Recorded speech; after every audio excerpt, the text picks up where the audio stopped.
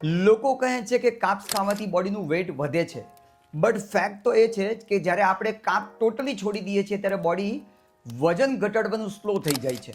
કાપ્સ છે બોડીનો main energy source છે અને એને ટોટલી કટ ડાઉન કરવાથી બોડીનું મેટાબોલિઝમ સ્લો થાય છે.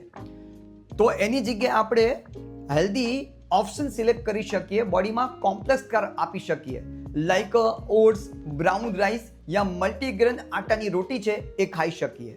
અત્યારનું રિસર્ચ એવું કહે છે કે બોડીમાં જ્યારે રોજ 40થી 50% કાર્બ આપીએ તો બોડીનું વજન છે એ લોંગ ટાઈમ મેન્ટેન પણ રહેશે અને રિબાઉન્સ નહીં થાય.